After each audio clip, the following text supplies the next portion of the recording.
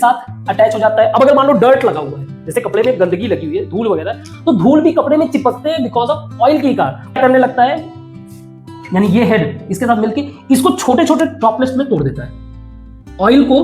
हे बच्चा, good morning, कैसे हो आप लोग। आज हमारा ये लास्ट क्लास होगा इस चैप्टर का। काफी बातें हम लोगों ने डिस्कस किया और मैंने इंटेंशनली ये जो टॉपिक हम लोग डिस्कस करने वाले हैं उसको मैंने इंटेंशनली जो है लास्ट में रखा ताकि कुछ बेहतर तरीके से डिस्कस किया जा सके।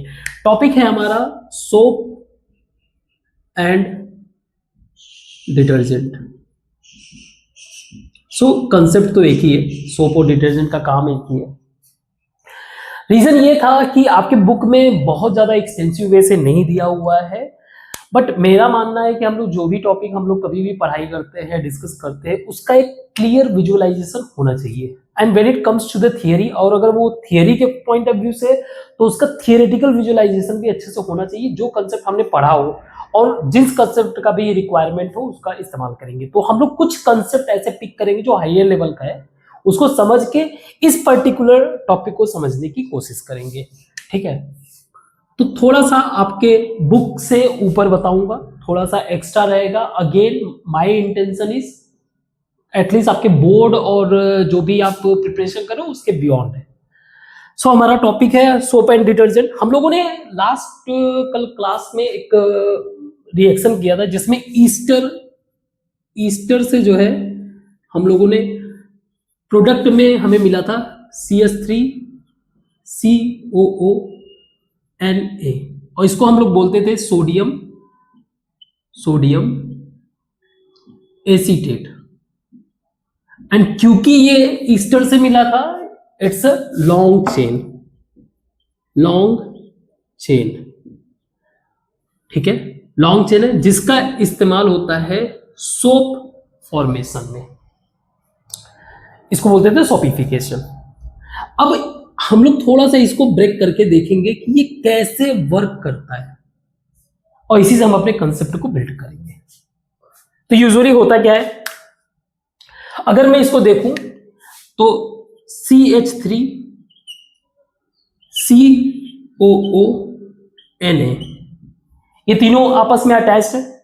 तो जब भी कोई कपड़े वगैरह की धुलाई अगर होता है ना, यूजुअली होता क्या है कि कोई मान लो एक छोटा सा वाटर टैंक ले लिया, ठीक है, इसके अंदर एक क्लॉथ है और उस क्लॉथ के ऊपर जो है एक ऑयल लगा हुआ है और उसको हमें रिमूव करना है। क्लॉथ के ऊपर मान लो ये हमारा एक क्लॉथ है, ठीक, इसके ऊपर ऑयल लगा हुआ है, ठीक है। ऑयल किस कलर से, ठीक है, रेड कलर से। ये ऑयल लगा हुआ है, ये ऑयल है, इसको रिमूव करना है, इसको करना है, हमारा टारगेट क्या है, इसको रिमूव करना है। तो इससे पहले कि मैं आगे डिस्कशन करूं, पहले एक फंडामेंटल कंसेप्ट आप समझो। ज्यादातर जो ऑयल होते हैं, जो भी ऑयल होते हैं, वो हाइड्रोकार्बन ही होते हैं बेसिकली, हाइड्रोकार्बन। और जो हाइड्रोकार्बन होते हैं स्पेशली एल्केन्स, ध्यान से समझना ये बात। एल्केन्स का मतलब वो जिसमें CnH2n+2। ज्यादातर जो ऑयल होते हैं वो हाइड्रोकार्बन्स के ही बने होते हैं। हाइड्रोकार्बन्स मीन एल्केन्स के बने होते हैं।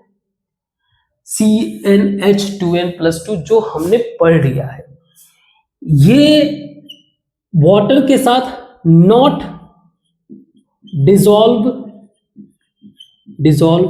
इन वाटर, या कह सकते हो वाटर में ये इमिसिबल रहते हैं, इसके साथ मिक्स नहीं होता है, मिसिबल, या कह सकते हो नॉट मिक्स विथ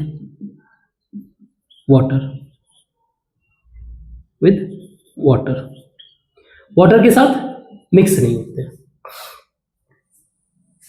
ठीक है। अब ये क्यों नहीं मिक्स होते हैं, ये बात समझो, ये ध्यान से समझना है। ऑयल कभी भी वाटर के साथ मिक्स ना होने का रीजन है, आपने पढ़ा होगा, एक हम लोगों ने टॉपिक पढ़ा था इसके पहले, इथेनॉल, एल्कोहल मिक्स होता है। तो सी एल्कोहल एक, अगर मान लो CH3 उसमें OH लगा हुआ है, ये फंक्शनल ग्रुप था, फंक्शनल ग्रुप। हाइड्रोकार्बन में कोई भी एक अलग सब्स्टिट्यूशन ऑफ फंक्शन वो पूरे के पूरे उस चेन के बिहेवियर को, उस मॉलिक्यूल के बिहेवियर को ही चेंज कर देता था। तो ये तो मिक्स हो सकता था और लोगों ने देखा भी, लेकिन ये मिक्स नहीं होगा। इसका रीजन है, इसका लॉजिकल रीजन है, साइंटिफिक रीजन है, non polar nature. Non polar nature, तो फिर नॉन पोलर नेचर होता क्या है? नॉन पोलर का मतलब ये है, जैसे एग्जांपल के लिए, ये सब किस बेसिस पे है? कोवैलेंस बॉन्ड के बेसिस पे। यानी कि मान लो ये कार्बन है, ये हाइड्रोजन है, ये हाइड्रोजन, ये हाइड्रोजन और ये हाइड्रोजन, ठीक। तो इन्होंने क्या कर रखा है, यहां पे अपना अपना इलेक्ट्रॉन शेयर कर रखा है, ठीक है, क्लियर है? अब इसके अंदर क्या होता है, पोलर समझ लो तो नॉन पोलर ऑटोमेटिकली समझ में आ जाएगा। जैसे एग्जांपल के लिए हम लोग क्योंकि वाटर यूज कर रहे हैं तो वाटर के ही कंटेक्स्ट में हम लोग समझेंगे। जैसे एग्जांपल के लिए हमारा वाटर का भी है, O जो है हाइड्रोजन के साथ ऐसे बॉन्ड बनाया हुआ है, ठीक। यानी इन लोगों ने क्या किया है, अपने अपने इलेक्ट्रॉन को शेयर किए हुए हैं। अब अगर पीरियोडिक टेबल में हम लोग देखें, पीरियोडिक टेबल में देखें तो ऑक्सीजन के पास 8 इलेक्ट्रॉन है ना, 8 इलेक्ट्रॉन है टोटल।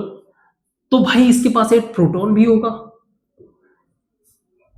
है ना। तो इसकी इलेक्ट्रॉन को खींचने की कैपेसिटी ज्यादा है, इलेक्ट्रॉन को खींचने की कैपेसिटी। तो जो हाइड्रोजन का इलेक्ट्रॉन है ना, थोड़ा सा इधर से इधर की तरफ शिफ्ट हो जाता है, इलेक्ट्रॉन थोड़ा सा इधर की तरफ शिफ्ट हो जाता है। अब इससे होता क्या है, इससे ये हुआ इलेक्ट्रॉन यहां से गया तो ये थोड़ा सा बहुत स्मॉल पॉजिटिव चार्ज बनाया, यहाँ पे बहुत स्मॉल निगेटिव चार्ज बनाया। ये हायर लेवल का है, लेकिन अगेन ये समझाने के लिए समझना जरूरी है। तो ये क्या कर देता है, ये 2 डिफरेंट पोल बना देते हैं, प्लस और माइनस का, पॉजिटिव एंड निगेटिव। आयनिक वगैरह के बारे में हम लोगों ने पढ़ा है। तो ये पॉजिटिव निगेटिव बना देते हैं, इसी को बोलते हैं पोलर नेचर। क्या बोलते हैं? Polar nature. और यहां पे जो है इनके बीच का इलेक्ट्रॉनिक डिफरेंस ज्यादा ना होने के कारण ये नॉन पोलर नेचर होता है, नॉन पोलर नेचर। और किसी भी चीज को मिक्स करने के लिए उसका नेचर सेम होना चाहिए, यानी कभी भी पोलर के साथ ही मिक्स होगा और नॉन पोलर के साथ ही मिक्स होगा, यही मिक्सिंग पॉसिबल है। तो जो हमारा ऑयल होता है वो होता है non polar in nature, non polar in nature ये। और साथ में हमारा जो ये वाला पोर्शन है जो हम लोग सैपोनिफिकेशन से पाए हैं, सोडियम एसीटेट का जो पोर्शन है, ये भी क्या है, non polar nature. Non polar nature का मतलब ये पानी के साथ मिक्स नहीं होगा, इसको पानी से थोड़ी दूर ही रहना पसंद है, नॉट इंटरेस्टेड। तो इसको बोलते हैं हाइड्रोफोबिक। फोबिया होता है ना, डर। हाइड्रो का मतलब वाटर, फोबिया का मतलब डर, ठीक है। तो ये वाला पोर्शन तो हाइड्रोफोबिक हो गया, ये चेन के फॉर्म में ही है सब, ये माइनस ये प्लस। बट ये वाले पोर्शन, ये वाला और ये, दे आर चार्जेस। ये क्या है, एक तरीके से आयनिक बॉन्ड शो कर रहे हैं, पोलर नेचर शो कर रहे हैं। तो ये तो वाटर के साथ मिक्स होंगे ना, ये वाला पोर्शन वाटर के साथ मिक्स होगा। तो ये क्या होगा, क्योंकि ये वाले वाटर के साथ मिक्स हो जाएंगे, दैट इज द रीजन इसको बोलते हैं हाइड्रोफिलिक। फिलिक मतलब लाइक, हाइड्रोफिलिक। तो होता क्या है, जब कोई भी सोप या डिटर्जेंट पानी के अंदर डाला गया तो जो भी ये वाला पोर्शन है नॉन पोलर वाला, ये जाके इसके पास भाग जाता है, मीन्स यहां पे जाके इसके अंदर घुस जाएगा CH3, इसके अंदर CH3 भर जाएगा। अब ऐसे कई सारे मान लो हैं, इसके अंदर CH3 भर गया, ये तो समझ में आ गया, ये CH3 भर गया, चारों तरफ से इसको जो है पकड़ लिए, क्योंकि उसको और कहीं जाने के लिए जगह ही नहीं है। जहां पे इसको अपने जैसा भाई दिखा, ये भी भाई मेरा ही भाई है, इसके पास जाके इसके अंदर घुस गया। ठीक है, अब क्योंकि ये साथ में अटैच है तो ये कहां जाएगा, H2O में अगर देखा जाए, H2O में O के ऊपर जो पोल चार्ज बना रहा है छोटा सा, वो निगेटिव बना रहा है और हाइड्रोजन के ऊपर पॉजिटिव। तो यानी ये जो हमारा निगेटिव, ये क्या है, एनायन, एनायन, और ये है हमारा कैटायन।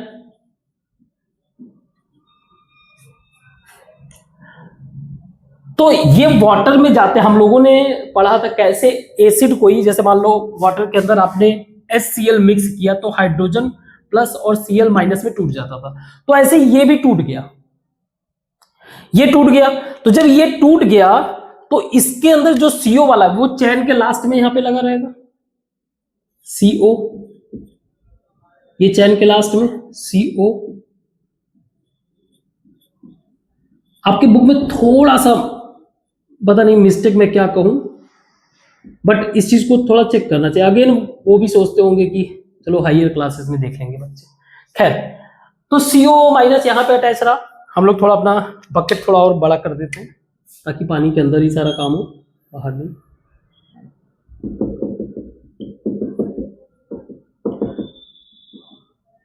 ठीक है, CO यहां पे हो गया। अब जो ये वाला पोर्शन है जहां पे CH3 वाला पोर्शन अटैच है, ये सारे के सारे CH3 वाले, ये क्या है, अगर मान लो मैं इसको ऐसे बना दूं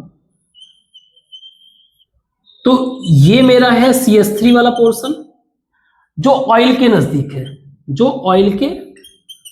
ऑयल में घुसा हुआ है, और यहां पे जो पोर्शन है मेरा वो है COO माइनस, COO माइनस इस वाले। तो ये मेरा हो गया हेड, ये हो गया टेल।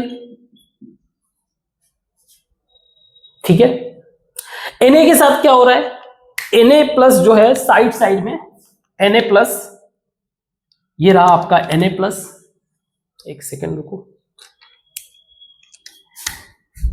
Na प्लस चारों तरफ वाटर से घिरे हुए हैं। ये जो है ना इधर आएगा तो ये मान लो Na प्लस है, इसके चारों तरफ O, क्योंकि इसमें इंटरेस्ट है, इधर बाकी सब हाइड्रोजन इस तरीके से अटैच है ना।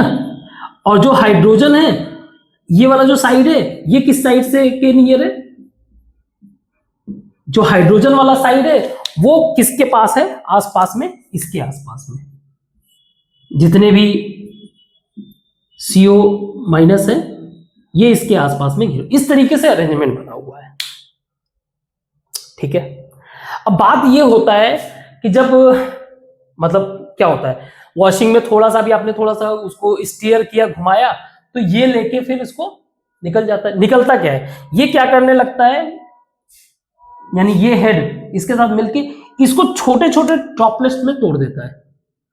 ऑयल को ये खींच के, क्योंकि सारे के सारे पार्टिकल्स लगे हुए हैं, सारे के सारे जो ये अरेंजमेंट है, वेब अरेंजमेंट, ये लगे हुए हैं। अगर मैं इसका एक स्ट्रक्चर बनाऊं तो ये बन जाएगा चारों तरफ, ये हमारा CH3,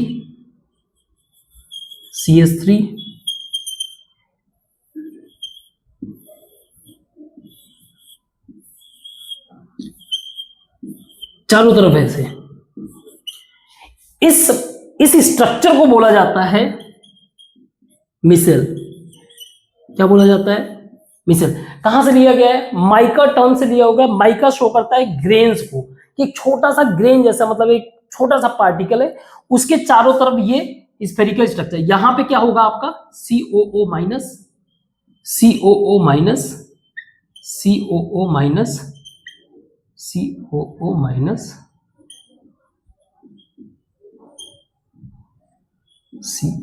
ठीक है, आई होप कि आपको समझ में आया होगा। बुक में आपको दिया हुआ है Na+, वो थोड़ा सा मिस्टेक क्या मेरे हिसाब से उस लेवल पे डिस्कशन लेके जाते नहीं होंगे, इसलिए। तो ये हो गया आपका CO-। अब जब इसको वाटर को, कपड़े को धुलने के लिए थोड़ा सा शेक किया गया, ये वाला पोर्शन क्या है, ये वाटर में मिक्स है, ये वाटर में चारों तरफ हाइड्रोजन से घिरा हुआ है, ठीक है। अब ये भी समझो, एक और कंसेप्ट आपको समझना पड़ेगा कि इसको मैं मिटाता हूं, फिर आगे डिस्कस करते हैं।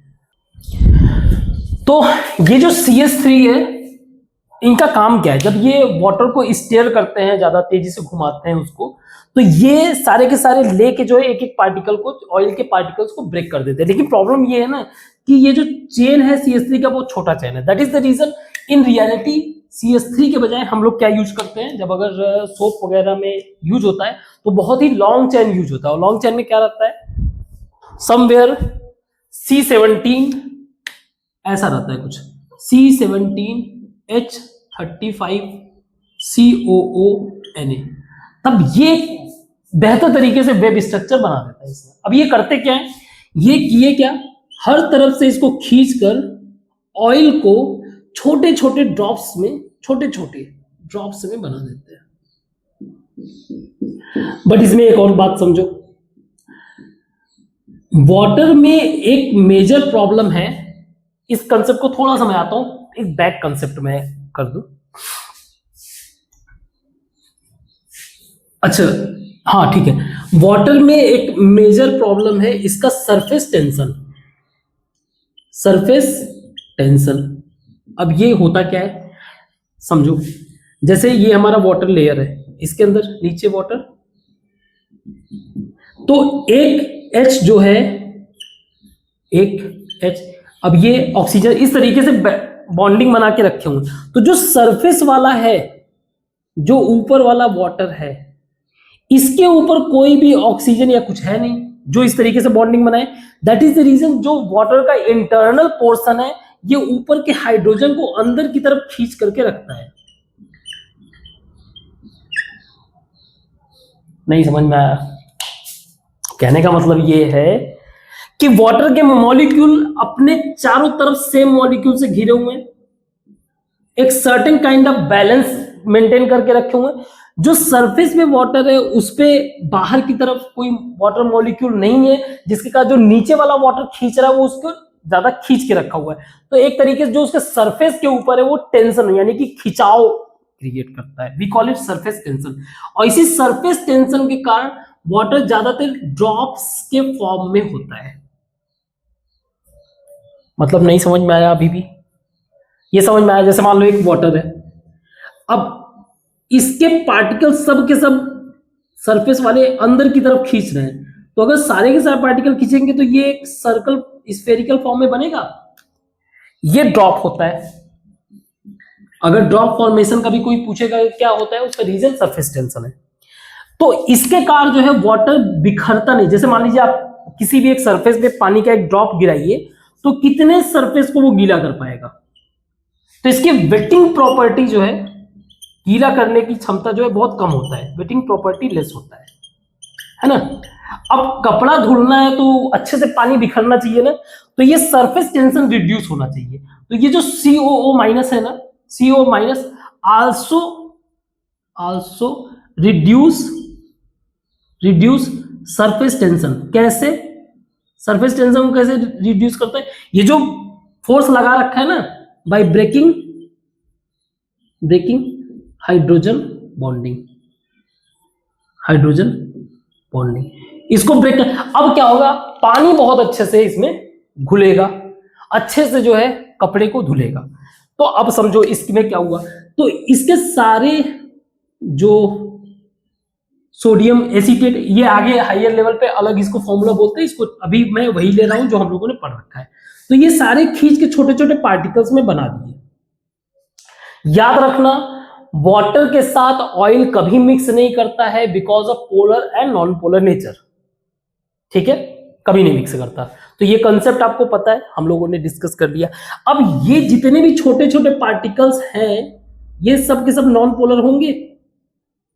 ये सारे के सारे वाटर के अंदर सस्पेंड हो जाते हैं, वाटर के अंदर सब क्या हो जाते हैं, एक तरीके से चारों तरफ इसके वाटर हो गया, ये वाटर के अंदर है, लेकिन अब ये जो है दिखते नहीं, वाटर के साथ प्रॉपर वे से मिक्स हो गए। तो जब नॉन पोलर कोई लिक्विड है मिक्स विथ पोलर लिक्विड, जैसे कि हम लोगों ने वाटर की बात किया, इस तरीके का जो एक सॉल्यूशन बन रहा है, एक सॉल्यूशन तो नहीं बोलेंगे टर्म, जो हेट्रोजीनियस भी नहीं बोलेंगे, सिर्फ इतना बोलो, जो इस तरीके का एक फॉर्मेशन हो रहा है, इसको बोलते हैं इमल्सन। इसको सस्पेंडेड सॉल्यूशन बोल सकते हो, बोलना है तो चलेगा, लेकिन इसको बोला जाता है इमल्सन। तो क्या कर देता है, ऑयल के साथ ब्रेक होकर ये इमल्सिफाई हो जाता है। इसका एग्जांपल मिल्क में भी सस्पेंडेड पार्टिकल होते हैं। पीछे की क्लासेस अगर आपने अटेंड किया होगा तो आपको ये आइडिया समझ में आ जाएगा कि अगर इसमें से मैं लाइट पास कराऊंगा तो इसमें से लाइट पास नहीं होता है, हमें जो है टिंडल इफेक्ट वाला कंसेप्ट देखने को मिलता है। तो इमल्सन के कारण इसको अच्छे से वाटर क्या करता है, मिक्स करके और साफ करके लेके चला जाता है। इस तरीके से हमारा कपड़ा धुलता है। सो कंसेप्ट हैवी है, कई सारे कंसेप्ट देखना पड़ा। एक हमें समझना पड़ा इमल्सन क्या होता है, पहला वाला।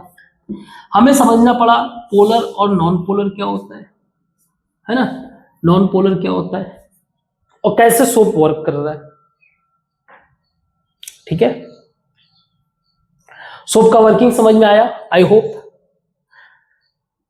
तो क्या करता है सोप, जो है ऑयल, जो कि एक नॉन पोलर नेचर का सब्सटेंस है, उसके साथ जो इसका हाइड्रोफिलिक पार्ट है, हाइड्रोफोबिक पार्ट यानी CH3COONA में जो हाइड्रोफोबिक पार्ट है, ये ऑयल के साथ अटैच हो जाता है। अब अगर मान लो डर्ट लगा हुआ है, जैसे कपड़े में गंदगी लगी हुई है, धूल वगैरह, तो धूल भी कपड़े में चिपकते हैं बिकॉज ऑफ ऑयल की कार। पहले ऑयल रहेगा, उसके ऊपर जो है धूल लगा रहेगा, तो ये ऑयल ही अगर साफ हो जाए तो डर्ट अपने आप चला जाएगा। तो ये वाला पोर्शन जो हाइड्रोफोबिक है, ये वाला पोर्शन किससे जाके अटैच हो जाता है, ऑयल के साथ, वो भी नॉन पोलर नेचर का है। और ये क्योंकि इसके साथ अटैच्ड ही है, ये जो है वाटर में क्या हो जाते हैं, डिसॉल्व हो जाते हैं। ये फिर इसको फोर्सफुली खींच करके, यानी जब हम लोग स्टेयर करते हैं वॉशिंग मशीन में जो घूमता है, उसको स्टेयर करके फोर्सफुली इसको थ्रो आउट कर देता है बाहर। तो आई होप आपको सोप और डिटर्जेंट का कंसेप्ट समझ में आया होगा। काफी चीजें हम लोगों ने इसमें डिस्कस किया है ना, ये सारी बातें पोलर नेचर, बाकी हाइड्रोफोबिक, ये तो समझ में आ गया। मेन चीज पोलर नेचर वगैरह आप आगे के क्लासेस में हायर क्लासेस में आप पढ़ोगे, इसके बारे में ज्यादा डिटेल में पढ़ोगे। दैट इज द रीजन हम लोगों ने इसको इस तरीके से डिस्कस किया, ताकि हमारे एक लॉजिकल विजुअलाइजेशन प्रॉपर वे से हो सके। इससे रिलेटेड जो भी क्वेश्चंस वगैरह हैं आपके, आई होप कि आप कर लोगे। ऐसा नहीं है कि आप इनके क्वेश्चंस नहीं सॉल्व कर सकते हो, आप इनके क्वेश्चन अच्छे से सॉल्व कर लोगे। कोई अगर मान लो कोई दिक्कत हुआ, कोई अगर आंसर में डाउट है, कोई क्वेश्चन में डाउट है, just mention those things in comment box, मैं उसको डील कर लूंगा। इन आगे के सिचुएशन में मैं जब फ्री हो जाऊंगा तो इनके क्वेश्चंस वगैरह भी सॉल्व करके आपको डिस्क्रिप्शन में मिल जाएगा। ठीक है, तो आज के लिए बस इतना ही, हमारा चैप्टर यहाँ पे ओवर होता है। ठीक, थैंक यू।